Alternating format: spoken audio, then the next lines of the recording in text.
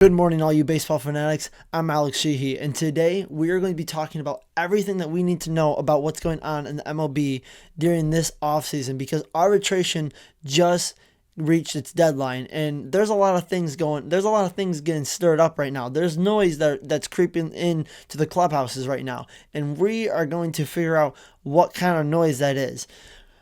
Because we have a whole lot here. We have a bunch of team wise, and we're also highlighting the top 6 free agents right now that everyone's trying to figure out where they're gonna go and what they're gonna do.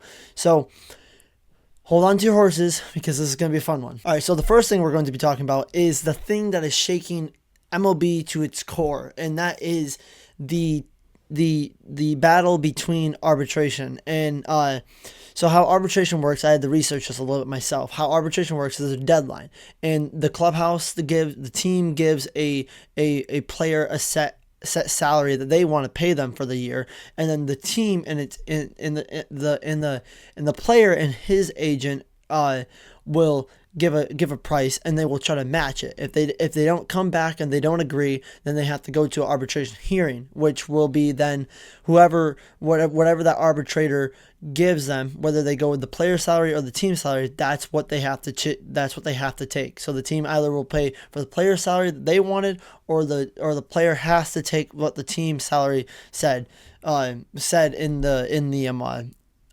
agreement.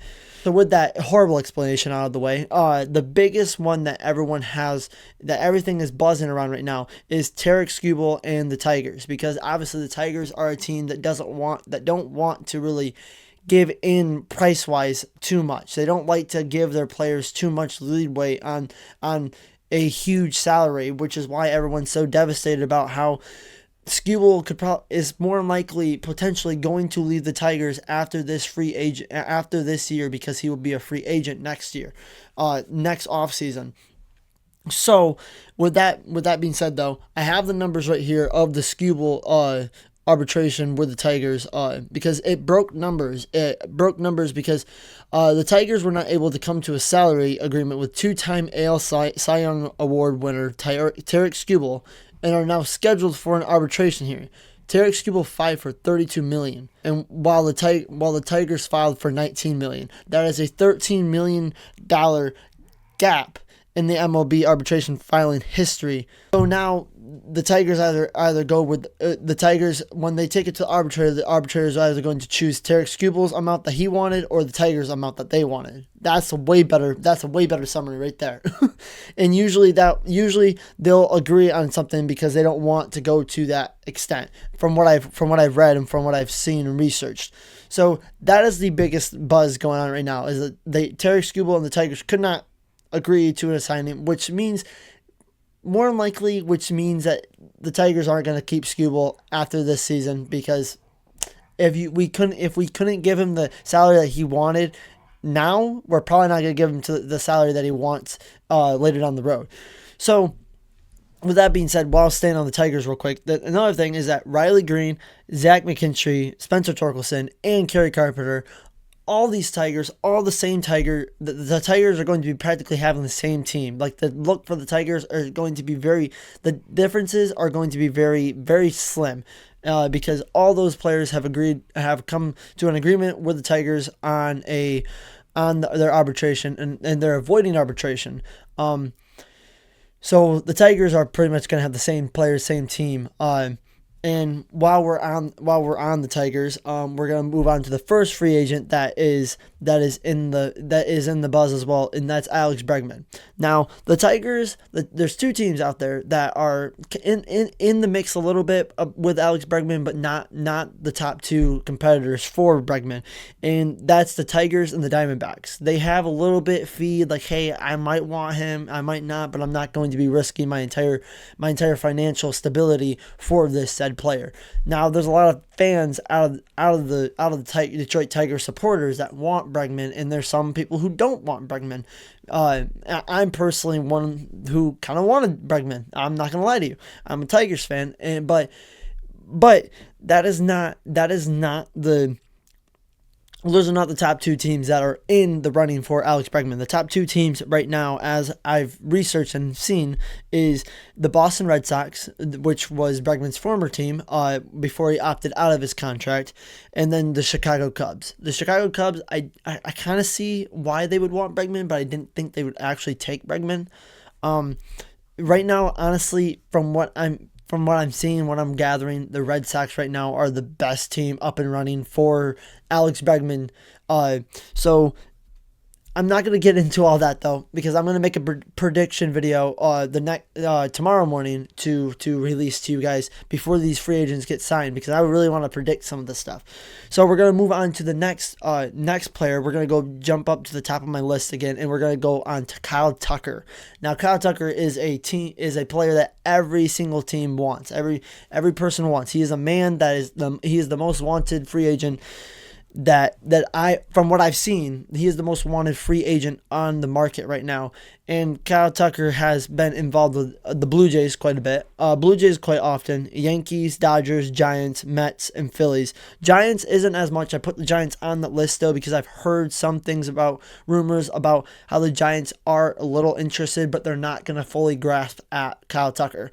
Then the Mets, the Mets just lost Brandon Nimmo. They lost Pete Alonso. They lost Edwin Diaz. Mets lost a lot of people, but they also have Juan Soto, so they have to shift some people around and etc. to make room for Kyle Tucker. So there's the top few teams that are in the running for Kyle Tucker right now, from what I've seen, from what I gathered, are the Blue Jays, Yankees, and the Dodgers. So, like I said, I'm not gonna do a prediction yet. I'll let y'all know the next video. Okay, next video in the morning. Okay, so now we have Bo Bichette. Bo Bichette is a man that I wish the Tigers would grasp onto, because I would love to see Bo Bichette in. Honestly, I would love to see him in Detroit, but I don't think he's going to go into Detroit, because the 5 teams that, from what I've seen, that are interested in Bichette are the Blue Jays. Blue Jays still, obviously his former team, Blue Jays, the Phillies, Dodgers, the Yankees, and the Cubs. And from what I've seen, what I gathered so far is that the Yankees and the Dodgers and the Phillies are kind of more of the ones that are kind of like, they're talking to him, like they're trying to see what they can do with him, because Bo Bichette is a person. He said he would play second base for whatever team took him in for to sign him as a player. I gotta take that coffee sip real quick. You gotta take that coffee break. See, Detroit Tigers. I'm rocking a Chicago Cubs hat though. I ain't biased, okay? I ain't biased against any MLB team, okay? I would love to see all these guys, besides the Dodgers, nothing personal, but I want to see a different team win. I want to see a different team, I want to see it. I want to see hard feelings mixed up a little bit. But we're going to bring it on to Cody Bellinger. Cody Bellinger is in the talks to the Yankees about salary. The price is there, but the length is not. That is the problem with Cody Bellinger and the Yankee between Cody Bellinger and the Yankees right now. And other teams that are also interested in him are the Cubs, his former team, Mets, Giants, and the Dodgers, which were also his former team before the Chicago Cubs. And then potentially, I read this and I said, and I seen somebody put the Royals have reached out to Bellinger before. So imagine if imagine if the Royals swept in and took Bellinger from all these teams and put all their money on Bellinger. That would be insane. But I don't know, because I ain't gonna make my predictions yet. But so far the top team that's probably in the running for Bellinger right now are the Yankees, because they already have the price right. They just need the length a little bit more though. And then I've seen the Dodgers are interested in almost all these players that are on here besides Bregman and the two pitchers. But Cody Bellinger is in the talks with some of these teams. And then Framber Valdez, and he's one of there's 2 pitchers in the top 6 of these free agents that are stirring up noise, and Framber Valdez is one of them. And right now he has his talks with the Mets, the Orioles, Giants, and Braves. Occasionally the Braves. The Braves aren't aren't like in the huge mess of it.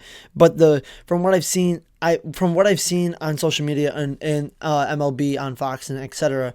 is are the Mets and Orioles kind of clashing out for Framber Valdez. So those are the top two like competitors, like competitively going after Framber Valdez. So we'll see where he winds up. And then we got Rangers Suarez. He was a former Philly. He was a pitcher for the Philly, and I probably wouldn't say that he wouldn't sign with the Phillies again, but more than likely, if it's taken this long, he might just choose a different team. And the top two competitors for not Framber Valdez, Rangers Suarez are the Mets and the Orioles. Pretty much the same team as Framber Valdez. So imagine if they both got paired to these two teams. And then the two lesser of the options are the Cubs and the Giants. So pretty much almost the same teams that all these players are kind of interested in. All these teams are interested in the same players. But from what I've seen, the top two are Mets and Orioles. So we're going to see where all six of these players, free agents, go in the next upcoming, 1 to 2 months. Offseason almost over with, and spring training will begin here shortly. And I don't know how long they actually have to sign a free agent. I can't really remember. I'll have to do more research on it. But there's your update after the arbitration deadline. And I know there's a lot of teams that signed other players on arbitration here. Like the Yankees signed Jazz. They came to an agreement with Jazz on a 10.72 or 10.2 something million salary. There's some big teams that are out there, coming to agreement. Like Orioles reached agreement for a lot of their players. The Seattle Mariners reached agreement on basically a majority of their team because they liked what they seen last year. So of course they're gonna meet all their teams. I think the only one they didn't meet was I forgot his name. They basically only took one player to an arbitration hearing. So there's a lot of teams that are getting their players locked down. And there's some teams that are delegating and trying to process what their next move is supposed to be. Like the Tigers have a lot of riding on them with Skubal and with all these players, all these young upcoming players that could potentially